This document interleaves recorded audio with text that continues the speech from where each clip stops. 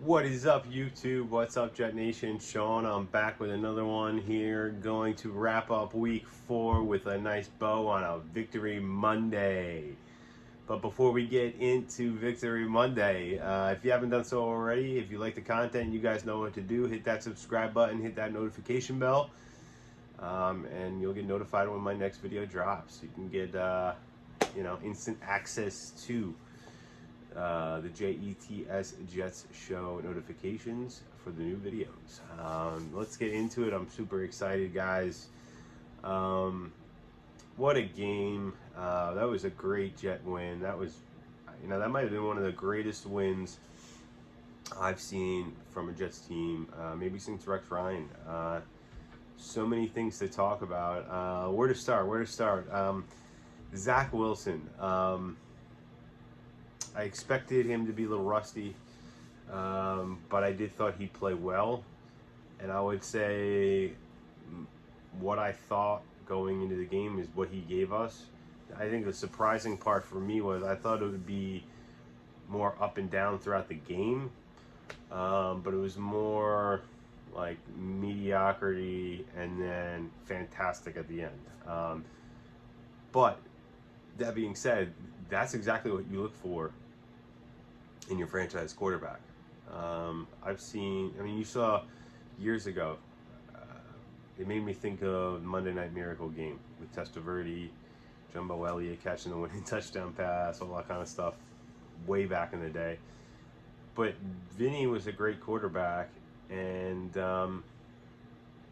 he looked like crap the first 3 quarters. He was awful. He was horrendous. And then the fourth quarter, he turned it on and basically hit like every friggin' pass and led the Jets to one of the greatest comebacks in NFL history. Obviously, it wasn't one of the greatest comebacks in NFL history this week, but when you see your young franchise quarterback, down 10, with 13 minutes to go in the game, marching down the field, scoring, getting the ball back and telling his guys, let's go down the field and score a, touch blank, bleep bleep touchdown. As Breece Hall happened to say what Zach was talking about, which was pretty awesome. I love that kind of stuff. That's what that's what you want to see. I mean, I think Zach is back, and I think Zach has kind of arrived. That was kind of his arrival, that moment right there, going down the field. He looked so calm at the end of that game in that fourth quarter. I can't even tell you. I haven't seen a quarterback look like that for the Jets in a long time, especially a young quarterback, Sanchez's rookie year looked really lost a lot of times. His second year, he looked much better, but I still didn't see that kind of confidence most of the season from him. This guy's, he's got the talent, but this guy seems to have that winning pedigree, man. He looked so calm. He looked like the leader on the field, and I just felt the difference in the confidence watching the end of that game. It doesn't feel like the same old Jets anymore, you know what I mean? And maybe this is what Robert Saleh was talking about when he said, you need to give us a little more time. I'm taking receipts, that whole comment. Maybe it's just that he knew what he has on his team, and he knew with some of the stuff going on and with Wilson being out and some of the other injuries, it was going to take a couple weeks for the whole unit to kind of come together, So that's what I'm thinking. And you just see, I watched the video of the guy celebrating after the game. It looks awesome. It's not the same old Jets. We went into Pittsburgh where we're 1-11 and we won the game. It's not something we see very often, or have seen very often, but something I think we're going to see a lot more of in the future. So let's go around some of the other things that stood out to me from the game. The offensive line, obviously, Vera Tucker moving over to left tackle. I think he did really well. I'm going to watch some more of the film just so I can kind of talk on that a little bit more. But he looked like he did really well. especially when Max Mitchell went down, I expected the offensive line to absolutely be a disaster, and I didn't know if Zach was going to be able to get the ball down the field at all. But they actually did significantly better in this game than I expected them to. They had their moments where they had breakdowns and stuff like that, but for all in all things considered, with all the injuries and all the moving parts, they did a great job. So, that's a huge plus, especially when you guys got new guys in there, the communication issues and stuff like that. And I think that's something that, Zach and both Zach and the coaching staff did a really good job of working with them throughout the game. And I think that's when everything kind of clicked, was in the fourth quarter, with the offensive line and the play calling being like just perfect for what they had on the field at the time. So nice to see a little bit more of Elijah Moore. We lost him in the second half, but he looked really good in the first half. We got to get him the ball more. He's electric when he's got the ball. You saw what Garrett Wilson can do, but it looks like they were really making a big push to take him out of this game. I saw a lot of Minkah Fitzpatrick doubling him, which that's going to be happening, guys. People see how good this guy is, they're going to double him because they're going to want to take away the biggest weapon. So we're going to have to get the ball to Corey Davis, Elijah Moore, and the tight ends. That's just how it's going to have to be. And then that'll help open Garrett Wilson back up when we're making plays with other guys. And, Corey Davis really stepped up. For everything I've said about this guy, some of the things that bothered me in the past couple weeks, when it counted, he made the big plays. He caught the ball. He made some real nice catches. And he was the veteran presence that, we were looking for when we brought him in. It's crazy to think that him and Garrett Wilson could be 1,000-yard receivers. We haven't had that since Brandon Marshall and Eric Decker in the same season. Who knows if we can get Elijah Moore back on track? It looked like he has more chemistry with Zach Wilson, that they built on from last year. So, maybe we can get him up there too. I do think we need to spread the ball around a little bit better. And I like to even see Braxton Berrios get in there more. He is electric when he touches the ball. He doesn't make mistakes. And he's a weapon I don't think we've used enough of. So I'd like to see him get on the field a little bit more. I thought the running game was okay. It was average. Breece Hall ended up with, I think it was 66 yards and a touchdown. So it was a pretty good day for him. Michael Carter, a little more frustrating. He didn't break anything too well in this game. Struggled a little bit at times.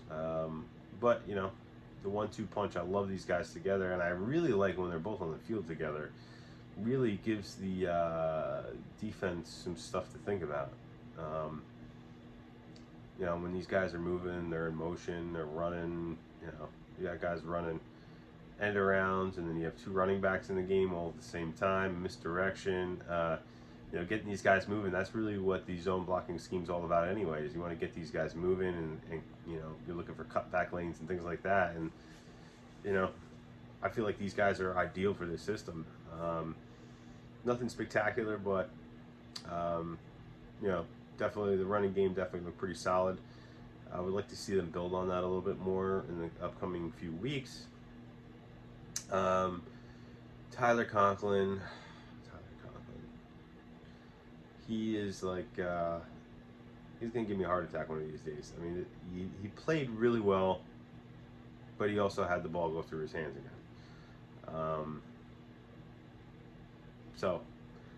But at least it hasn't been as bad. He didn't fumble any balls this week like he did the first couple weeks. So, we're making a little progress there. But he's played pretty well too. It's nice that we have a tight end in this offensive scheme that can make some plays. We haven't really had that in a few years. So I think he's really added a new dimension to this offense. I could see the different packages we're using compared to last year. CJ Uzomah didn't catch a ball But it was nice to see him on the field again, healthy. Saw him interviewed after the game. He looked super excited about the win. Obviously, coming from Cincinnati, he probably loves a win over Pittsburgh, so that's pretty awesome. And headed over to the defensive side of the ball, first of all, I mean, I think the big takeaway was 4 interceptions. Marcus Joyner, really, I mean, 2 interceptions and a pass defended that ended up getting intercepted by Whitehead. I mean, he has really stepped back up to the plate and kind of told the critics, hold on now, I still got something left, and I'm still a good player in this league, so we'll see what happens the next few weeks. If he can maintain that, that was a big concern in the secondary, was that other safety position outside of Whitehead. So, if he plays even half as good as that going forward, I think that's a huge boost to the secondary. I think the corners looked good. Obviously, Michael Carter coming up with a pick. That looked good. Sauce looked good as usual. DJ Reed looked good. I love how physical these guys are too. They're not afraid to get in there and tackle. I don't think we really missed Quincy Williams that much at the linebacker in the linebacker group. This is why we brought Quan Alexander, and he filled in perfectly. We don't use a absolute ton of 3 linebacker sets, so having a Marcel Harris on the field sometimes with the Quincy injury is not going to be, it's not going to kill us in the end. But I really liked what I saw out of Alexander again. Quan Alexander is playing, he might be one of the best value pieces we have on this team right now. What we're getting for what we're paying him in terms of salary, it's unreal. A little over $1 million, and this guy is a starter. He's making plays. He's physical. He's a leader. When he makes these plays, you can see the energy going through the defense. So it's a lot of fun. And then the defensive line. Quinnen Williams had a great game, chasing the quarterbacks down, getting in their faces.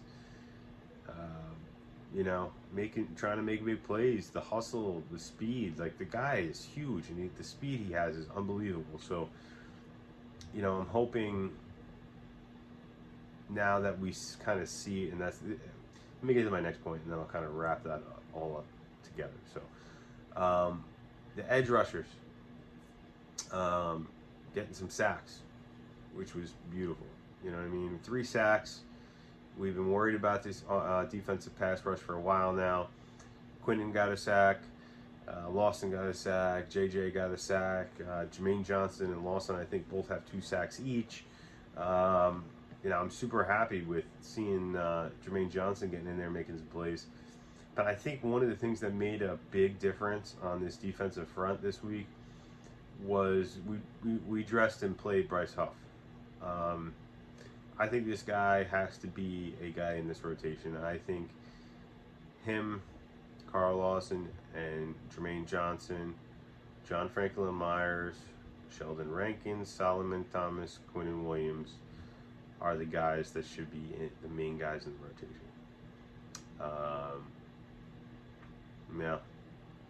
Plain and simple. Those with 7 guys. Yeah, Jermaine Johnson, Carl Lawson, Bryce Huff, John Franklin Myers, Quinnen Williams, Sheldon Rankins, Solomon Thomas. Those are my 7 guys I'm rotating in there. The other guys, I don't give a crap if they're in there much. I don't see much coming from Shepard, or Jacob Martin's not really giving me much. I guess maybe Michael Clemens. But, it's nice to see this unit growing and kind of maturing and coming into the game and playing better. So that was super exciting as well. I still want more, though. It's not, 3 sacks isn't enough, especially against a Mitch Trubisky and / rookie first start quarterback in the second half. We'll see how we do with that this week against Miami. I do think we're going to need this pass rush in order to win this game. It's going to be a tough one. But again, we're getting one of these teams at the right time before they could start to put things together. So special teams, I think special teams look good again. Ever since the first week, the special teams look like crap. Ever since then, they've been an integral part of this team and winning 2 of the last 3 games. So we'll see how they do moving forward. But I like Zerline. I think Brandon Mann has come a long way since that week 1. I think he heard the whispers about losing his job, and he's responded really well. So. But I mean, the storyline, guys, this game's got to be Zach Wilson. I do think we have our franchise quarterback, which is obviously what we've been looking for this season. This was what we wanted to see this season, was the development of Zach Wilson. And I think we got a really good taste of what this guy can do this week. And, hopefully there's just one comeback of many future comebacks we'll see from this guy over the next, 15 years if we're lucky. That's, God willing. We haven't had stability at the quarterback position in a long time. So, seeing this guy take that step, I've never been this confident or felt this good about a quarterback. Not with Sam, not with Sanchez, not with Pennington even, way back in the day. So, it's super exciting to see that we think we got our quarterback. Even Bart Scott even said it. So. Bart Scott had said it on the post-game show, so go check that out if you haven't. But anyway, guys, let me know what you guys think in the comments. Big win. We're 2-2. We're in the middle of the playoff mix. We are actually 9th in the AFC right now, so only 2 spots behind. I'm 2 spots out of a playoff spot at the moment. A win this week against Miami at home. I think the fans are going to be fired up for this one after last week's game. Being able to see Zach Wilson again. We won 2 games last year at home against playoff teams that were much better than us last year. So there's no reason to think we can't beat Miami this week, especially without Tua. It's exciting. Let's see what we could do, what Zach could do in his second game, his first home game. I'm sure the fans are going to be pumped up, and that stadium is going to be electric, and I'm super excited to watch it. But let me know what you guys think in the comments of this week's performance, and I'll talk to you on the next one. Peace.